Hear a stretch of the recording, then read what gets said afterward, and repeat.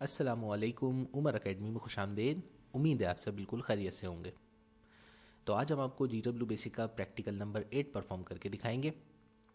Practical number 8 जो है हमारा, उसमें हमारा टास्क ये है कि हमें एक ऐसा प्रोग्राम बनाना है GW बेसिक पर जिसकी मदद से हम 10 स्टूडेंट्स का रिकॉर्ड प्रोसेस कर सकें।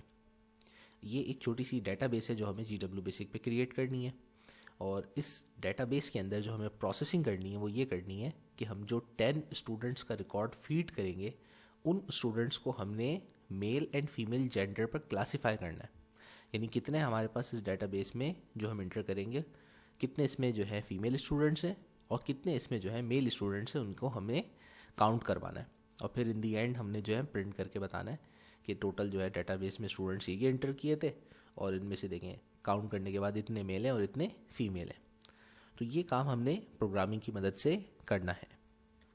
तो काफ़ी इंटरेस्टिंग है हमारा आज का प्रैक्टिकल। थोड़ा सा साइज़ में लेंदी है लेकिन जो है इतना मुश्किल नहीं है। आप एक दो दफ़ा इसको सुन के समझ करके जो है ना बड़ी आसानी से जो है ना ये भी आप लोगों को हिफ्ज़ हो जाएगा। तो परेशान नहीं होना इसकी शक्ल देख करके कि भाई ये ड्राना सा लगता है, ये इतना मुश्किल नहीं है। ये बड़ा लॉजिकल और कंसेप्चुअल प्रोग्राम है। तो सबसे पहले बिस्मिल्लाह पढ़ते हैं। हम अपने फ्लो चार्ट के स्टार्टिंग हमेशा जब करते हैं तो टर्मिनल से करते हैं, तो स्टार्ट टर्मिनल बनाएंगे।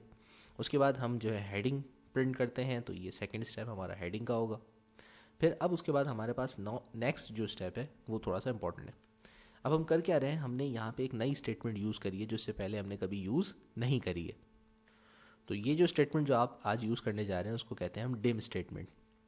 डिम स्टेटमेंट एक तरीके से टेबल या एक डेटाबेस क्रिएट करने के लिए मेमोरी के अंदर एक लोकेशन क्रिएट करती है। तो डिम स्टेटमेंट जो होती है ये आप ऐसे समझ लें कि जैसे आपने फ्लैट्स देखे होंगे, तो फ्लैट्स में क्या होता है, फ्लैट्स में मुख्तलिफ जो है हमारे पास फ्लोर्स होते हैं और हर फ्लोर्स पर जो है मुख्तलिफ जो है फैमिलीज़ जो है वो पॉपुलेटेड होती हैं। तो बिल्कुल इसी तरीके से अगर आपने कभी कोई टेबल क्रिएट करना हो कंप्यूटर की मेमोरी के अंदर कि मैं जो है ना डाटा के अंदर फीड करूँगा, तो वो आप इंटर करने के लिए डिम स्टेटमेंट को यूज़ करते हैं। तो अब जब हमने सबसे पहले डिम स्टेटमेंट यूज़ करी तो ये इस स्टेटमेंट के साथ हमने $N $G और साथ में 10 10 लिखा है। ये क्या चीज़ है भाई? $N, आपको याद है कि जब हम कभी भी नाम किसी का सेव करते थे इनपुट कमांड दे करके, तो वहाँ वेरिएबल हम यूज़ करते थे $N।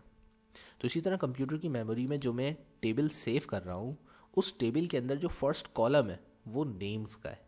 तो इसलिए मैंने यहाँ पर स्ट्रिंग उसका $N मेंशन किया है। ब्रैकेट में साथ में 10 मेंशन करने की वजह यह है कि मुझसे कहा क्या गया है कि मेरे जो डेटाबेस है उसके अंदर 10 वैल्यूज़ होनी चाहिए। तो मैंने यहाँ पे इसीलिए यहाँ पे ब्रैकेट में 10 दिया है। अब आपको डिम स्टेटमेंट जो है ना किस तरह से मेंशन करनी होती है। डिम स्टेटमेंट सिर्फ डिम लिखें, उसके बाद जितने टेबल के कॉलम्स हैं हर कॉलम का एक वेरिएबल और उस कॉलम के अंदर कितनी वैल्यूज़ होंगी वो आप ब्रैकेट में एंटर कर दें। तो इस तरह से आप एक टेबल कंप्यूटर की मेमोरी में क्रिएट कर सकते हैं। जस्ट लाइक अ फ्लैट, वो एक आपकी रैम स्पेस के अंदर जो है वो एक हिस्सा सेव कर देगा कि भाई इस जो है ना हिस्से के अंदर इंफॉर्मेशन आके सेव होगी। तो डिम स्टेटमेंट से हमने अपनी मेमोरी में जो है फ्लैट एक जो है ना क्रिएट कर दिया। अभी वो स्पेस खाली है क्योंकि उसके अंदर हमने कोई इनपुट डाला नहीं है। तो अब हमारा अगला स्टेप जो है वो लॉजिकली तौर पे वो यही होता है कि हमने जो स्पेस क्रिएट की उसमें इनपुट के ज़रिए हम सेव करवाएंगे नाम को। लेकिन इनपुट अगर हम एक ही दफ़ा इंसर्ट करा देते हैं यहाँ पे खाली, तो वो सिर्फ एक ही दफ़ा इनपुट करता। मुझे तो 10 नाम और 10 दफ़ा जेंडर इंटर करना है, तो लिहाजा मैंने लूप स्टेटमेंट देनी है पहले। तो मैंने फॉर नेक्स्ट का लूप क्रिएट करना है कि मेरे पास लूप के बीच में 10 दफ़ा मैं इनपुट स्टेटमेंट डालूंगा कि भाई मुझसे नाम पूछो और साथ में जेंडर भी पूछो। तो ये लूप स्टेटमेंट का फ़ायदा ये होगा कि ये एक दफ़ा इनपुट नहीं पूछेगा बल्कि ये 10 दफ़ा मुझसे इनपुट पूछेगा। इसी तरह मैंने यहाँ पे इनपुट स्टेटमेंट के साथ देखें आखिर में $N जो हम नेम के लिए वेरिएबल यूज़ करते थे उसके साथ ब्रैकेट में A यूज़ किया है। ये बहुत इंपॉर्टेंट है, ये समझना आपके लिए ज़रूरी है कि अगर मैं ये इंटर नहीं करता यहाँ पे तो होता क्या होता। ये कि ये प्रोग्राम रन करता हुआ नेचुरली नीचे आता, यहाँ पे उसको नेम मिलता, $N में उसको सेव कर लेता। फिर उसके बाद दोबारा वो 10 दफ़ा मुझसे पूछना था, अगली दफ़ा पूछता, फिर $N की वैल्यू में वो यही नेम सेव कर लेता। तो हर दफ़ा जो मैं नेम इंटर कर रहा होता वो पिछले नेम पर ओवरराइट हो जाता अगर ये ए मैं यूज़ नहीं करता साथ में। और ये ए मैंने यूज़ इसीलिए किया है क्योंकि मैंने अपने कितने लेवल्स क्रिएट किए हैं फ्लैट में, 10 लेवल। तो हर दफ़ा जब ये आ रहा होगा फर्स्ट टाइम ए की वैल्यू 1 होगी तो नेम जो मैं लिखूँगा वो लेवल 1 पर सेव होगा। फिर जब ये नेक्स्ट टाइम आ रहा होगा तो अब वो एक दफ़ा काम कर चुका है, लूप की अब वैल्यू होगी 2। तो सेकंड लूप में जो इनपुट जा रहा होगा वो सेकंड लेवल के ऊपर ए के वो सेव हो जाएगा। तो इस तरह से हमारे तमाम फ्लैट्स में यानी कि हमारी तमाम लेवल्स के अंदर टेबल के वैल्यू सेव होती रहेंगी और जो है कोई वैल्यू एक दूसरे के ऊपर ओवरराइड नहीं होगी। ठीक है भाई, तो आगे चलते हैं। नेम इनपुट किया हमने लूप डालने के बाद, इसी तरह से हर नेम के साथ उसका जेंडर भी, जेंडर के आगे भी हमने ए दे दिया ताकि जो है वो उसको उसी लेवल के ऊपर सेव करे जिस लेवल पे नेम सेव किया है। अब यहाँ पर हमें जो है थोड़ी सी एक लॉजिक यूज़ करनी पड़ेगी, जगह नहीं है इसलिए वो बॉक्सेस जो है वो मैं नेक्स्ट स्लाइड पे बनाऊंगा। तो नेक्स्ट स्लाइड पर जाने से पहले मैंने ये बनाया ऑफ पेज कनेक्टर और अब हम चलेंगे नेक्स्ट स्लाइड पे। ये बीच में जो यहाँ पे लिंक जो है ये अपीयर हुआ, अब आप कहेंगे सर इस लिंक का कहाँ से ताल्लुक है, तो वो लिंक जो है ये किस चीज़ को शो कर रहा है ये भी नेक्स्ट पेज के बॉक्सेस में आपको अभी समझा देते। तो अब जब कोई भी इंसान सबसे पहले नेम इंटर करेगा स्टूडेंट का और उसके बाद जब वो जेंडर इंटर करेगा तो दो पॉसिबिलिटीज़ हैं। या तो पॉसिबिलिटी ये है कि उसने जो जेंडर इंटर किया होगा वो मेल होगा, या जो उसने जेंडर इंटर किया होगा वो फीमेल होगा।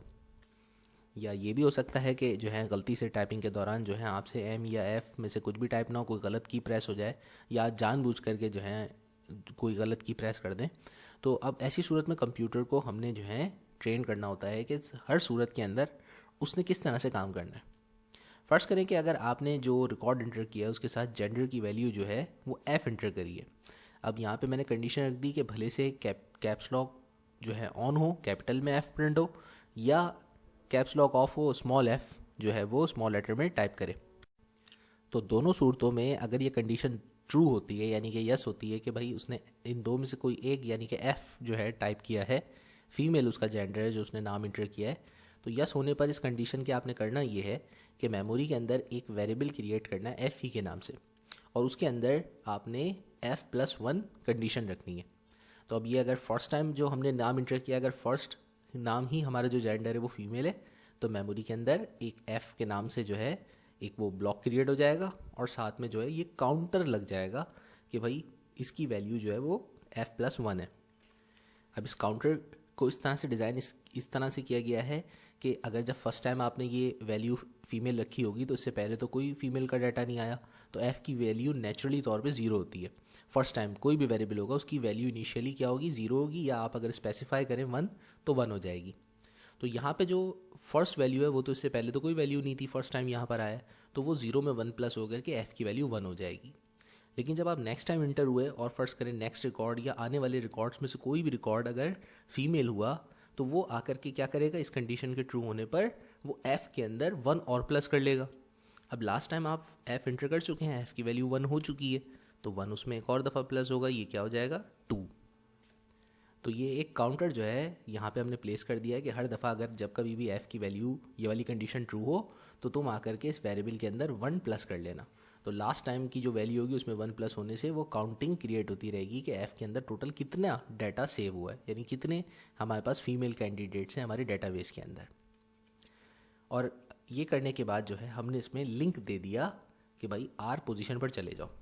अब ये R पोजीशन क्या है ये भी इंशाल्लाह ताला अभी जो है सामने आती है। ये R हमारा लिंक हमें लेकर के जाता है नेक्स्ट ए पर। ये नेक्स्ट ए पे क्यों लेके गया भाई, देखें हमने अभी लास्ट टाइम प्रोग्राम में क्या टाइपिंग करी थी कि हम 10 दफ़ा नाम और जेंडर इंटर करेंगे। तो एक दफ़ा नाम और जेंडर इंटर करने के बाद हमारा प्रोग्राम ख़त्म नहीं हो जाता, बल्कि हमें ये लूप उस वक्त तक चलाना है जब तक कि 10 नाम और 10 दफ़ा उन नामों का जेंडर इंटर नहीं हो जाता।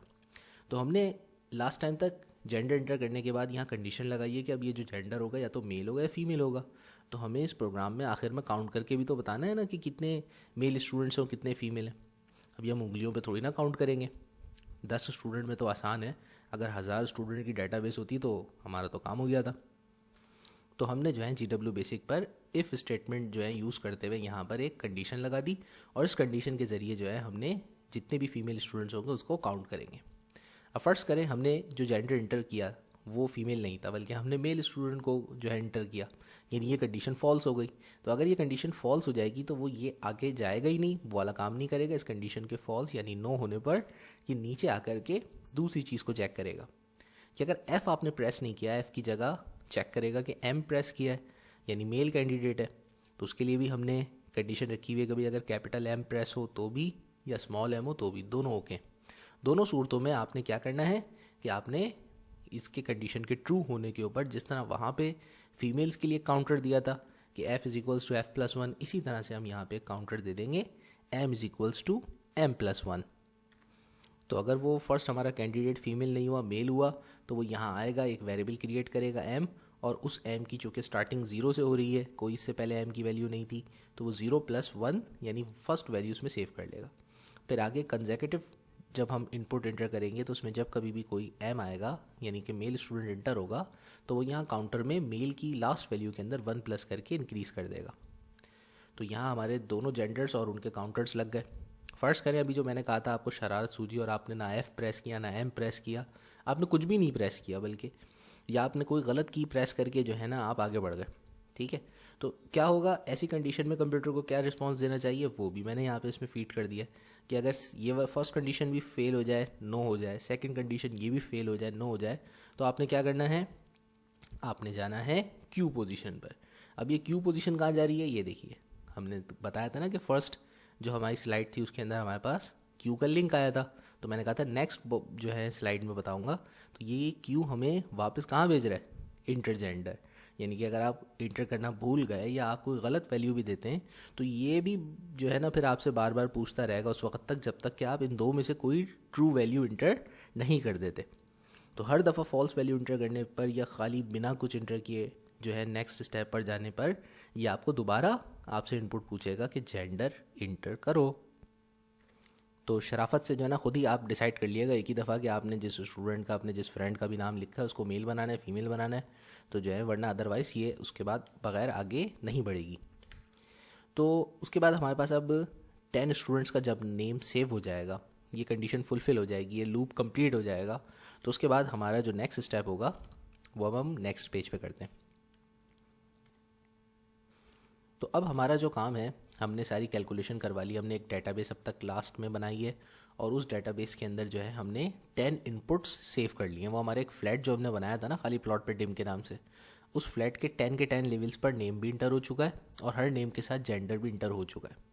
तो अब इनपुट का काम ख़त्म हो गया। अब हमें क्या करना है, हमने उन तमाम चीज़ों को जो अब तक हमने किए हैं उनको सिर्फ प्रिंट करवाना है। तो प्रिंट की स्टार्टिंग करते हैं। सबसे पहले जो है हम अपने प्रोग्राम की हेडिंग प्रिंट करेंगे।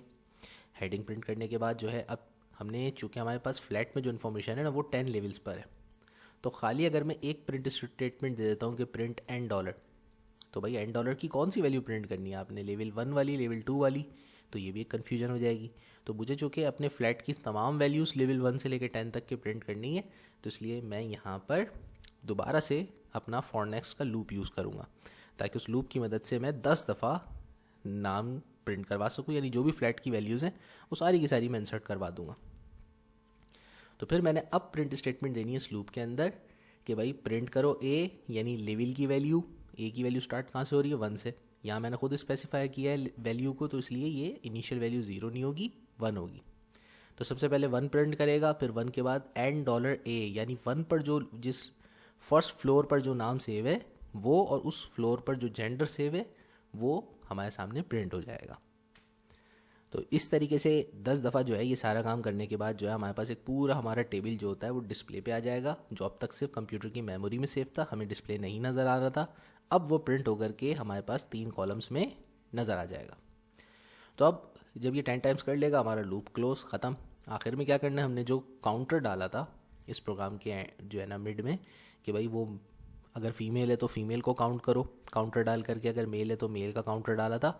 अब वो 2 बातें हमें प्रिंट करवानी है कि हमारी ये तो डेटाबेस प्रिंट हो गई कि भाई सारे के सारे रिकॉर्ड्स प्रिंट हो गए। अब इन रिकॉर्ड्स में कितनी फ़ीमेल्स हैं उसका पता लगाने के लिए हम जो है यहाँ पे print total number of females, और मेल्स कितने उसके लिए भी स्टेटमेंट यूज़ करेंगे print total number of mails.